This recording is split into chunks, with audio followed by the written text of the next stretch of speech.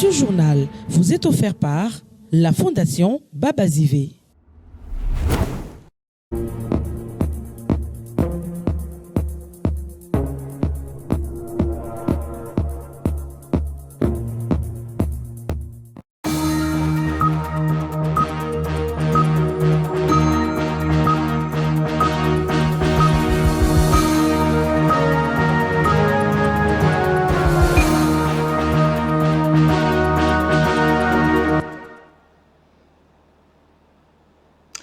Et c'est l'heure de vous informer avec Magloire Télévision. Mesdames et messieurs, bienvenue à vous à ce 19 Info. Déjà, toutes nos excuses pour ce grand retard avec lequel nous commençons cette édition, indépendamment de notre bonne volonté de vous informer à l'heure. Mesdames et messieurs, voici les titres de ce journal.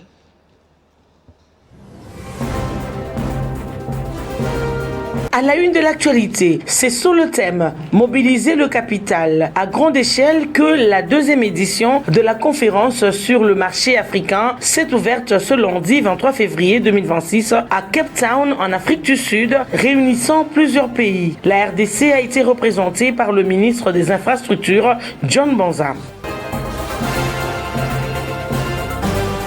Et puis à la primature, Judith Souminois a procédé à la pose de la première pierre de la construction des cliniques universitaires Congo UK de Kisantu en présence de plusieurs autorités nationales et provinciales ainsi que de toute la population de ce coin de la RDC. Nous en parlerons dans quelques minutes dans cette édition du journal. Au sommaire encore, les membres du comité de pilotage du projet de cartographie géophysique, aéroportée et géologique de la RDC ont été autour de Louis Watum Kabamba pour une réunion avec toutes les parties prenantes. Les détails seront à suivre dans cette édition du journal. Et pour finir, après le Holomami, le vice-premier ministre de la fonction publique, Jean-Pierre Liaou, s'est rendu à Kalemi, dans la province de Tanganyika. Et sur place, il a échangé avec les militaires et policiers sur le régime spécial des sécurités sociales. Et voilà tout pour les titres. Messieurs et dames, bienvenue à vous dans ce journal.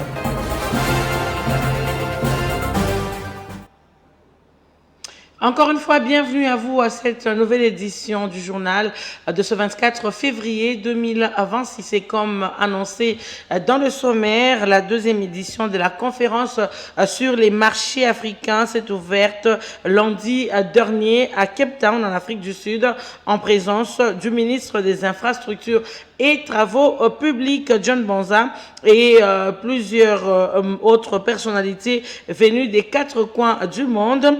C'est sous le thème « Mobiliser le capital à grande échelle » que ces assises se tiennent avec pour objectif façonner un consensus d'investissement renouvelé autour des écosystèmes d'infrastructures numériques, énergétiques et des marchés des capitaux du continent. Suivez les détails dans ce reportage. La deuxième édition de la conférence des marchés africains sous les thèmes « Mobiliser les capitales mondiales à grande échelle ». Ces assises, organisées par Standard Bank, ont ouvert les portes à Cape Town, en Afrique du Sud, avec comme objectif de créer un consensus d'investissement autour des écosystèmes d'infrastructures, des numériques et de l'énergie. Le ministre des Infrastructures et des Travaux publics, John Banzalunda, entend solliciter auprès des Standard Bank, l'organisateur de ces assises, des fonds pour le financement des projets d'infrastructures et des travaux publics en RDC. La RDC devient un pays très fréquentable, une cible économique. Et nous avons été invités, nous sommes l'invité spécial de cette deuxième édition. Standard Bank est prête à investir, à mettre beaucoup d'argent dans les domaines des infrastructures. Et déjà la semaine prochaine, une délégation de haut niveau des Standard Bank va arriver à Kinshasa pour poursuivre des discussions. Et donc nous sommes très heureux de savoir que grâce au président de la République, Félix-Antoine Tshisekedi Tshilombo, le pays devient non seulement fréquentable, mais il attire les investissements, il attire aujourd'hui l'un des piliers du système bancaire mondial, à savoir Standard Bank. Et puis la première ministre Judith Suminwa Tuluka séjourne depuis le dimanche dernier dans la province du Congo central où la chef du gouvernement a procédé à la pose de la première pierre marquant le lancement des travaux de construction des cliniques universitaires de l'université de Congo à Kisantu. Reportage. Une mobilisation exceptionnelle au Congo central, précisément à Mbanza-Ngungu. La première ministre Judith Suminwa Tuluka a signé une arrivée très remarquée ce dimanche 22 février 2026 à la veille d'un lancement majeur pour le secteur de la santé et de la formation universitaire. Après les cultes dominicaux, étudiants, militants politiques, opérateurs économiques, femmes commerçantes et mouvements de jeunes ont convergé massivement vers les sites de rassemblement. Plusieurs commerces ont tourné au ralenti, témoignant de l'ampleur de l'événement et de l'engouement suscité par la chef du gouvernement. Face à cette marée humaine, Judith Suminwa Tuluka a rappelé le cap de sa mission: traduire en actes les engagements du chef de l'État et accélérer la mise en œuvre de l'action gouvernementale. Mais au-delà du bain de foule, c'est un projet d'envergure qui motive ce déplacement. La construction des cliniques universitaires de l'université Congo à Kisantu. Une polyclinique de 3000 lits appelée à devenir un pôle de référence pour la formation médicale, la recherche scientifique et la prise en charge des patients. Le coût de la première phase est estimé à 6,7 millions de dollars pour la construction et à 2,5 millions pour les équipements, avec un premier module attendu dans un délai de 18 mois. Promesse on appelle ça Kaler na lekaka na université à Congo. Na poser première pierre, il y a clinique universitaire, il y a université. Je suis contente de votre mobilisation pour m'accueillir au Congo central. Je suis venue réaliser ma promesse faite l'autre fois pour la pose de la première pierre, lançant les travaux des cliniques universitaires de l'université Congo. Je tiens à remercier le comité de gestion de cette université pour cet ouvrage qui va permettre aux étudiants d'apprendre dans les meilleures conditions. Les engagements du chef de l'État seront réalisés. Je mets la pression sur mon gouvernement.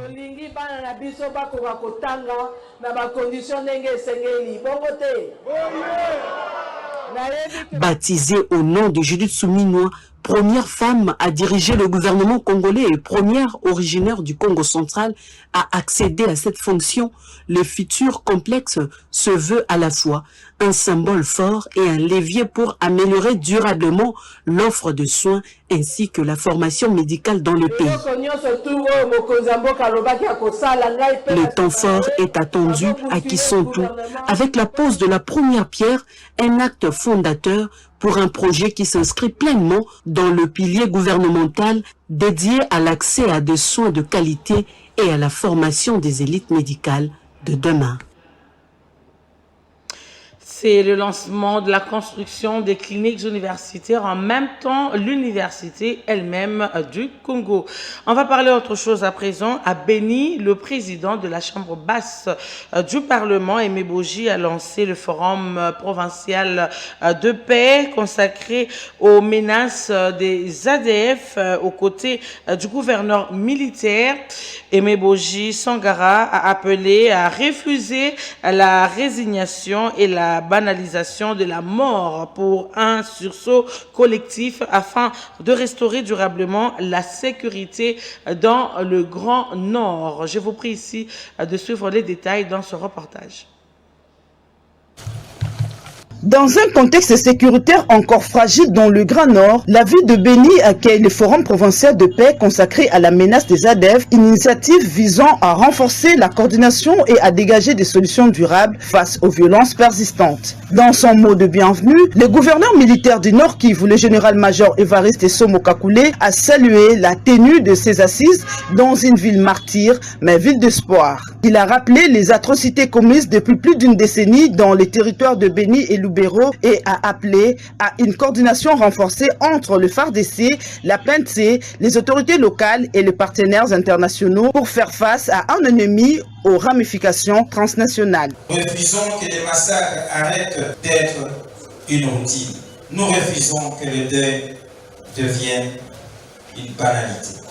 Les ADF continuent de tuer des femmes, des enfants, des personnes de troisième âge tombent encore sous les machettes. Prenant la parole, le président de l'Assemblée nationale, l'honorable Aimé Boji Sangara, a dressé un tableau sans complaisance de la situation sécuritaire dans le Grand Nord. Il a appelé à l'unité nationale et à une réponse globale combinant sécurité, justice, action humanitaire et développement. La paix n'est pas un slogan, elle est une conquête collective qui exige courage, unité et responsabilité, a-t-il martelé. Le présent forum revêt à cet égard une importance stratégique majeure.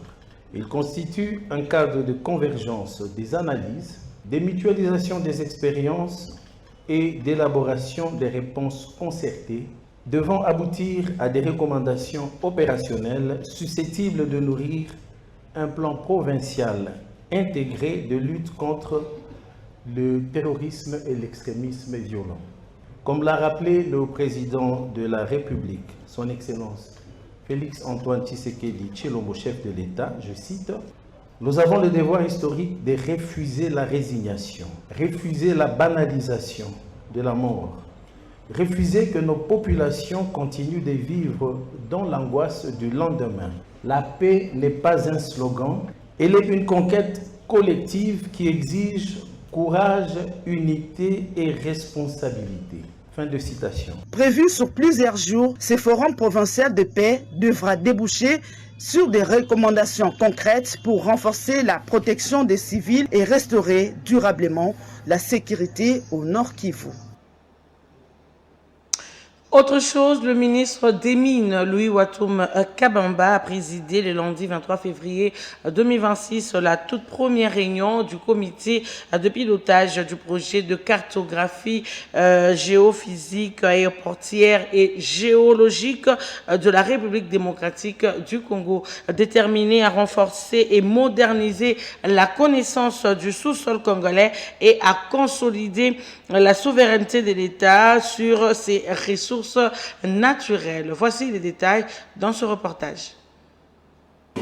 Déterminé à renforcer et à moderniser la connaissance du sous-sol congolais et à consolider la souveraineté de l'État sur ses ressources naturelles, le ministre des Mines, Louis Watoum Kabamba, a présidé ce lundi 23 février 2026 la toute première réunion du comité de pilotage du projet de cartographie géographique, aéroportée et géologique de la République démocratique du Congo. Cette rencontre stratégique marque le coup d'envoi opérationnel d'un projet d'envergure nationale exécuté par la société Excalibur Multiphysics Groupe SL en présence des membres du comité de pilotage. Au cœur des échanges, des orientations fermes, la mise en train effective du projet ainsi qu'une évaluation rigoureuse du démarrage des travaux. Le ministre des Mines a rappelé avec force le caractère hautement stratégique de cette initiative qui s'inscrit pleinement dans la vision du chef de l'État, Félix Antoine Tshisekedi Tshilombo. Je tiens à rappeler également que ce projet s'inscrit dans la vision du chef de l'État, président de la République, de consolider la souveraineté de l'État sur les ressources naturelles, renforcer notre connaissance géologique nationale, des données de qualité, des données de précision. Le patron des mines a également insisté sur le rôle central du comité de pilotage appelé à assurer un suivi rigoureux et permanent du projet, du lancement des opérations à la campagne de sensibilisation en passant par le contrôle qualité, la conformité technique et le respect des objectifs stratégiques. Un projet structurant, porteur d'espoir et de souveraineté qui ouvre une nouvelle ère pour la gouvernance minière congolaise. Kalemi, dans la province de Tanganyika, a ouvert ses portes au vice-premier ministre, ministre de la fonction publique Jean-Pierre Liaou, qui a échangé avec les militaires et policiers sur les régimes spéciaux de sécurité sociale, incluant les hommes en uniforme. Reportage.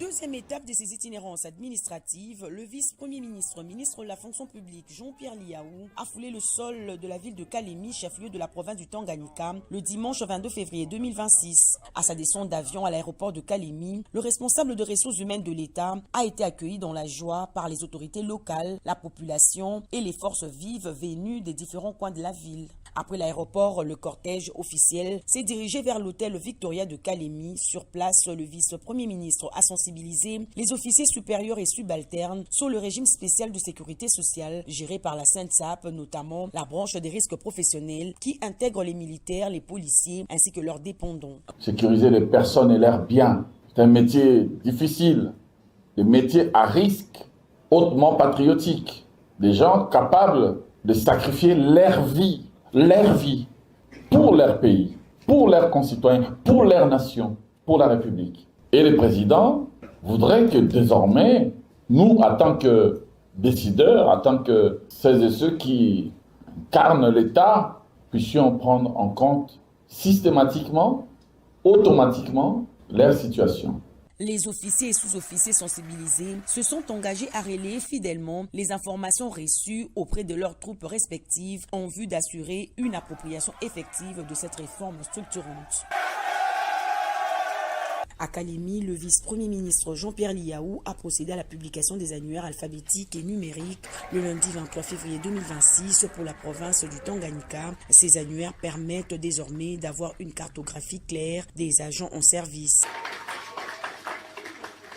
Le gouvernement provincial a salué la publication de ces annuaires qui favorisent une gestion rationnelle des ressources humaines de l'État.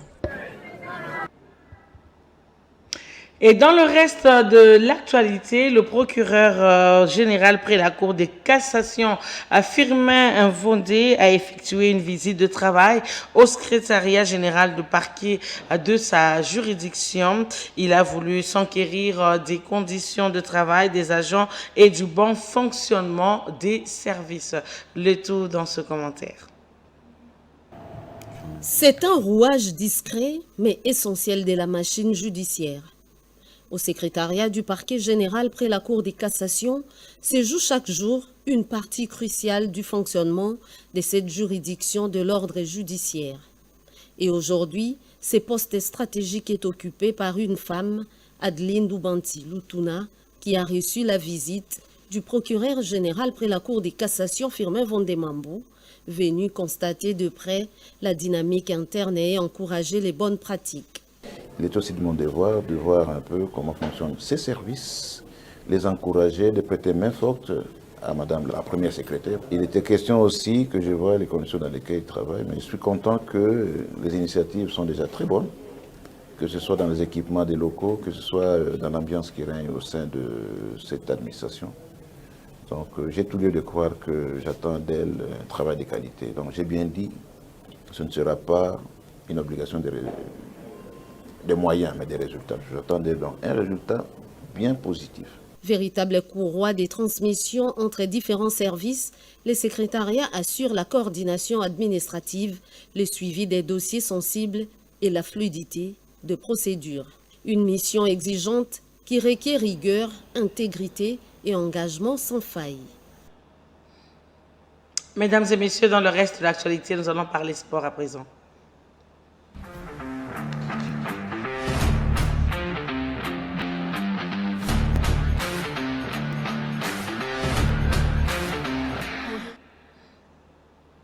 Et on va commencer par cette actualité, le point de presse de la formation des léopards. Monsieur Sour à l'adaptation de la nouvelle technologie a eu lieu lundi 23 février 2026. Nous sommes à Wallonie et Bruxelles, animé par le vice-président national de Paralympique et chargé de la commission des sports des sourds.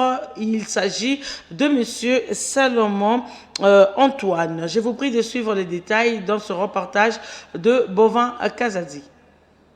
C'est un projet grandiose, présenté ce lundi 23 février 2026 à travers un point de presse organisé au Cercle Wallonie-Bruxelles de Lubumbashi. Un vaste projet qui consiste à accompagner pour l'évolution et le professionnalisme du football des personnes malentendantes. Ce point de presse se tenait en présence de quelques athlètes sourds de l'équipe nationale congolaise venant de différents coins de la République démocratique du Congo pour participer à une formation qui les concerne. Christian Kofi, formateur de ces athlètes sourds venant de la Belgique et représentant d'EcoSport de Bruxelles, se livre à la presse louchoise pour expliquer la quintessence.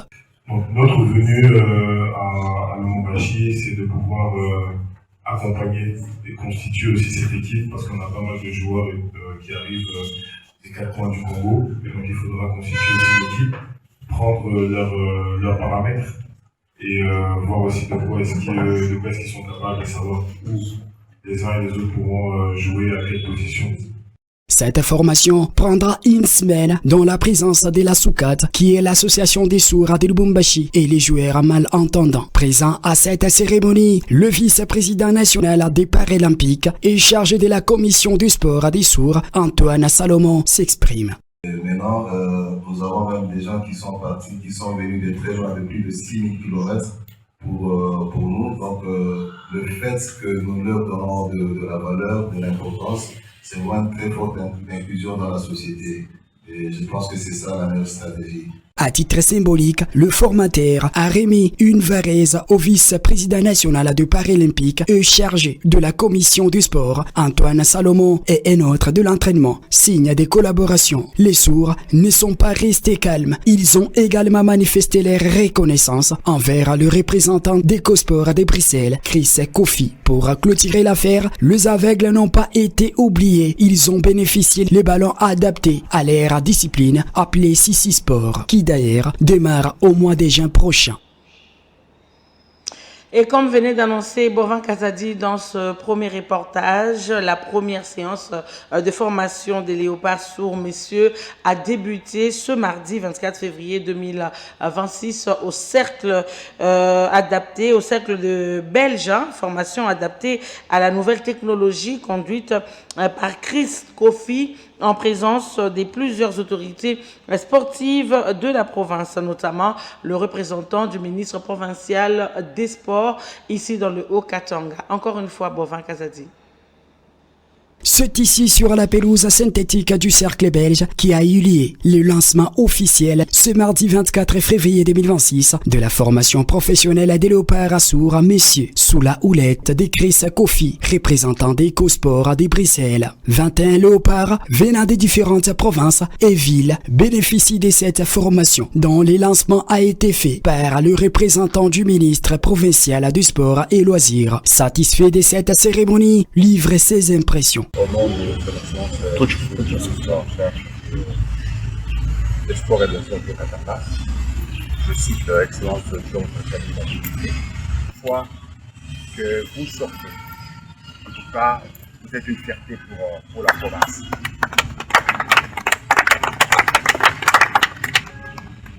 Le ministère suit de près tout ce que vous êtes en train de faire. Même si de fois sur votre terrain d'entraînement, vous ne voyez pas la présence du ministre ou bien de ses membres, de ses collaborateurs, mais nous sommes informés et nous suivons de près et nous gardons un contact permanent avec le président Antoine. Une initiative saluée par un des partenaires de cet événement, Yanis Jimas, ainsi que John Cordonnier. D'abord, je suis très content parce qu'il y en a les visiteurs d'extérieur qui ont reconnu les valeurs de notre équipe, notre léopard souverain. Et je pense que c'est vraiment une belle initiative et vraiment j'espère qu'on pourra développer ça ensemble dans les années à venir. Déjà, comme j'ai dit à M. Antoine, on va parler avec le comité pour qu'on puisse peut-être voir pour des entraînements un peu plus fréquents. Les représentants du ministre provincial du sport et loisirs a reçu les explications riches en couleurs sur les outils professionnels utilisés pour cette formation. Donc du coup, il y a l'émetteur qui permet en fait de donner une caution individuelle. S'il y a un joueur qui s'est trompé ou qui a fait une erreur ou que j'aimerais qu'il fasse quelque chose de différent, je peux l'appeler individuellement pour lui demander de faire quelque chose. Là, vous l'appelez, là, il s'arrête. Là, voilà, j'appuie sur l'émetteur, mais là, c'est l'émetteur général, donc là, ça appelle tout le monde. Après cette toute première séance de formation, Chris Kofi promet l'amélioration des athlètes. Je vois déjà qu'ils ont compris l'utilité. Et même les adultes qui ne sont pas forcément sur le terrain, qui ont testé la montre, ont pu se rendre compte que c'était vraiment utile pour pouvoir interpeller les joueurs, communiquer avec eux. Et donc justement là, on est en train de faire un mini-tournoi et ça permet aussi de leur permettre aussi de comprendre que le match a commencé, que le match s'est terminé. Et là, ça apporte vraiment un plus. Une formation qui aidera énormément ces personnes, souvent marginalisées. Et on va parler actualité en international, ça sera juste après cette transition.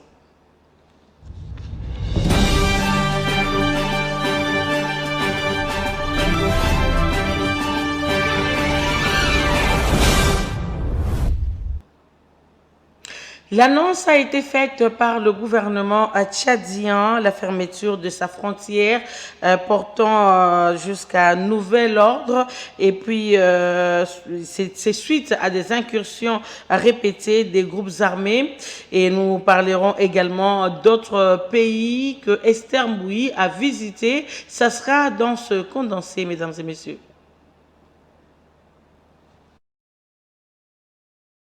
Bienvenue à ces informations à l'international qui s'ouvrent par le Tchad, qui a annoncé lundi la fermeture de sa frontière avec le Soudan jusqu'à nouvel ordre, suite à des incursions répétées du groupe armés impliqués dans la guerre qui sévit au Soudan voisin. Dans un communiqué, le gouvernement tchadien a assuré voire prévenir tout risque d'extension du conflit vers le Tchad. Cette décision intervient après l'attaque ce week-end de la ville soudanaise Altina par les forces de soutien rapide. Samedi, le paramilitaire ont revendiqué la prise de cette localité du Darfour suite à la frontière avec le Tchad. Il ne s'agit pas du premier incident à la frontière entre le Tchad et le Soudan. En janvier, une altercation avec des membres de FCR a causé la mort de 7 soldats tchadiens. Dans un communiqué, le Tchad affirme se réserver le droit de riposte contre toute agression ou violation de l'intangibilité de son territoire et de ses frontières. Si les déplacements transfrontaliers de biens et des personnes sont désormais suspendu, N'Djamena annonce toutefois la possibilité des dérogations exceptionnelles strictement motivées par des raisons humanitaires. Et puis Gaza, depuis bientôt une semaine, le monde musulman célèbre le mois sacré du Ramadan, mais pour le Palestinien de Gaza, préparer les traditionnels repas des ruptures du jeûne est une épreuve. Après plus de 2 années de guerres dévastatrices et une crise humanitaire écrasante, dans leurs tentes, les Gazoui déplacés doivent composer avec leurs maigres ressources. Le voisin s'entraide. Un jour, je leur offre un repas et les lendemains, ils font de même pour moi, explique Asma. Depuis plusieurs mois, l'ONU alerte sur les pénuries de marchandises et les prix élevés des denrées alimentaires dans l'enclave palestinienne. La semaine dernière, l'ONU a aussi mis en garde contre la fragilité de la trêve à Gaza. Malgré des cessez-le-feu, Gaza n'est toujours pas en paix, a averti la secrétaire générale adjointe de l'ONU aux affaires politiques devant les conseils de sécurité. Dans l'international en Éthiopie, l'armée éthiopienne a célébré son 65e anniversaire au stade international d'Awassa. C'était devant le premier ministre Abiy Ahmed. Plus qu'une question commémorative, une occasion de montrer les muscles sur fond des vives tensions avec l'hérité. Addis Abeba accuse Asmara de soutenir de groupes rebelles combattant l'armée fédérale, notamment dans la région d'Amara, parlant d'actes d'agression, ce que constatent les autorités érythréennes. Les climats nourrit des appréhensions dans la région du Tigré qui tente d'effacer les traumatismes de la guerre de 2022, 3 ans après l'accord de cessez-le-feu dans la région signée à Pretoria en Afrique du Sud. Une escalade entre les deux pays n'a jamais aussi été proche. Et c'est donc tout pour cette ronde internationale. Merci pour votre attention particulière.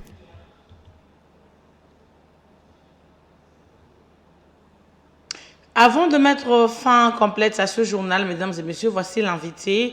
La province du Haut-Katanga enregistre plusieurs chantiers en cours d'exécution. Une descente de terrain mixte exécutif provincial, assemblée provinciale a eu lieu ce lundi pour évaluer l'état d'avancement des travaux parmi les élus provinciaux qui ont pris part à cet exercice de contrôle de l'action gouvernement provincial. Figurait l'honorable Jimmy Ndombe, élu de Lubumbashi. Il est même l'invité de ce journal. Il a livré son point de vue sur la gestion infrastructurelle de la province du Haut-Katanga dans l'entretien qu'il a eu avec Yvan Chimbalanga. Je vous prie donc de suivre l'intégralité de cet entretien. Honorable Jimmy Ndombe, bonjour.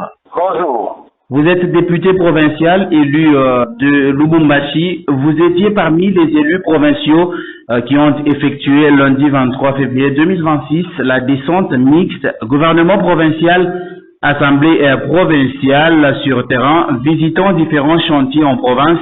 D'entrée de jeu, pouvez-vous circonscrire le cadre de cette descente? L'Assemblée provinciale étant autorité budgétaire, elle qui vote, qui alloue les budgets pour l'exécutif provincial, elle a le devoir de veiller, de s'enquérir de l'effectivité et de l'applicabilité du budget qu'elle alloue à l'exécutif provincial. C'est dans ce cadre qu'il y a eu cette descente mixte Assemblée provinciale, exécutif provincial. C'était pour aller palper les réalisations de la province par rapport au budget qui a été alloué dans l'exercice budgétaire. Et comment évaluez-vous l'évolution des travaux dans l'ensemble? L'évolution est satisfaisante, elle est positive. Nous avons visité plusieurs chantiers dont les travaux sont en cours. Nous avons commencé par l'aéroport où nous avons vu cette entreprise turque en train de finaliser avec la fondation. Dans peu de temps, c'est une bâtisse qui va sortir du sol, qui va pousser du sol. Nous avons été à la Roachie, nous avons visité l'avenue Kiwele, dont les travaux sont exécutés pratiquement à 50%. Nous avons visité le nouveau palais de justice, dont l'inauguration est déjà prévue pour le mois de mai de cette année. Nous avons visité le pont qui va relier la commune de la Katouba au quartier 5 ans, dont les travaux sont vraiment avancés. Nous avons également visité le pont Kaloumboué, dont les travaux ont également vraiment évolué. Et nous avons chuté par l'avenue Mukuto au Golfe. Et c'était un sentiment de satisfaction. L'honorable président prenant la parole a même sanctionné le gouvernement provincial par un carton vert pour traduire sa satisfaction à l'endroit de tout ce qui est réalisé comme travaux sur terrain. Et pour terminer, en tant qu'élu du peuple, quelles sont les recommandations que vous pouvez formuler à l'endroit de l'autorité provinciale? Nous allons demander à l'autorité provinciale de veiller et d'accélérer avec ces travaux-là, de manière à ce que ces ouvrages qui sont déjà à moitié ou presque à terme soient mis au bénéfice de la population louchoise et pourquoi pas au Katangais. Et de continuer sous cette percée, sous cette lancée, de manière à répondre efficacement aux attentes de la population au Katangais. Honorable Jimmy Ndombe, je rappelle que vous êtes député provincial élu de Lubumbashi. Merci d'avoir répondu aux questions de Magloire Radio-Télévision. Merci, monsieur le journaliste. Et c'est cet entretien entre l'honorable Jimmy Ndombe et Munyanga, élu de la province du Haut-Katanga, que nous mettons fin, n'est-ce pas, à ce journal sur Magloire Télévision. Merci à vous de nous avoir suivis et merci de rester en compagnie de nos programmes. Au revoir et à demain.